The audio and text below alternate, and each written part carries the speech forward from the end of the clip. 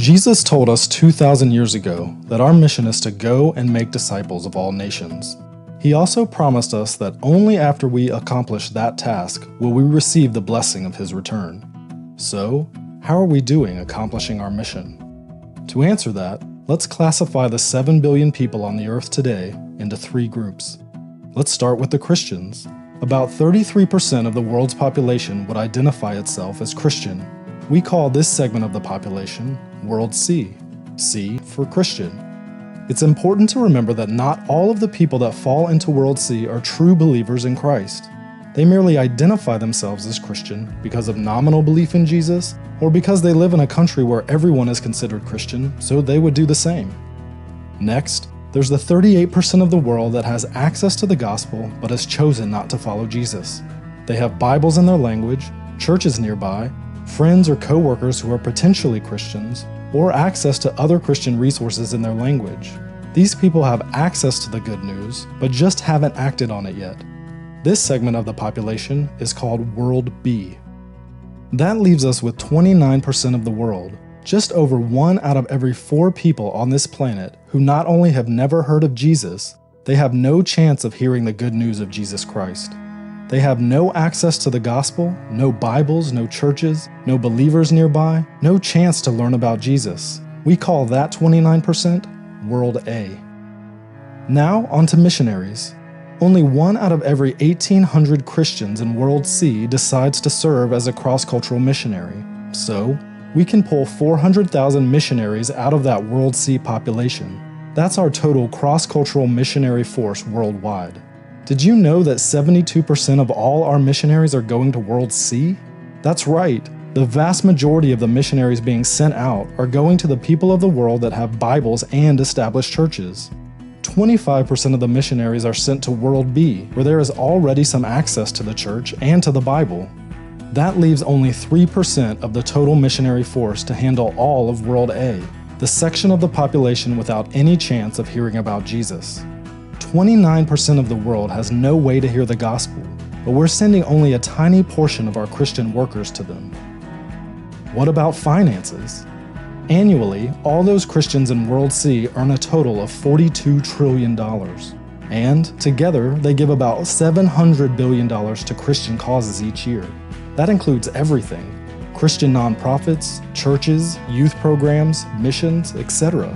Can you do the math? Less than 2% of Christian income is being given to Christ's causes. Out of that $700 billion given to all Christian causes, only $45 billion is given to missions specifically. That's a little over 6%. In fact, there is more money reported embezzled from the church each year than is given to missions. Remember those 400,000 missionaries? We have $45 billion to support them and their cross-cultural work, but how exactly is it allocated? Well, $39 billion goes to World C every year. Yep, 87% of that missions money is being spent in areas of the world that have Bibles and churches available. $5.4 billion, or 12%, goes to World B each year, those that have access to the gospel message but have rejected it.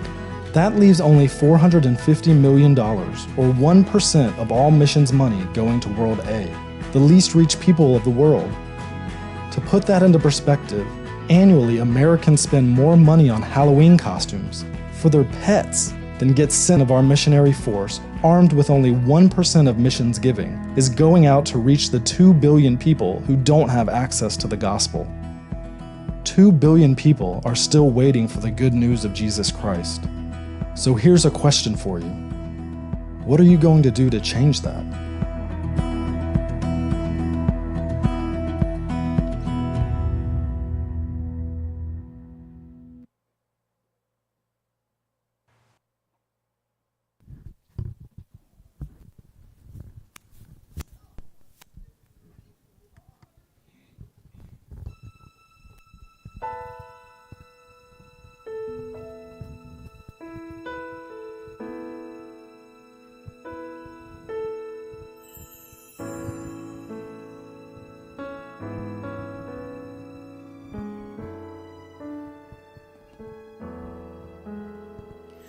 The only thing I want in life is to be known for loving Christ, to build his church, to love his bride, and make his name known far and wide.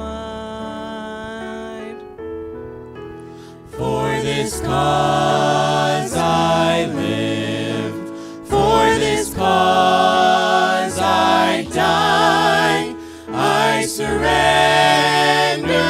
all for the cause of Christ. All I once held dear, I will leave behind, for my joy is this, oh, the cause of Christ.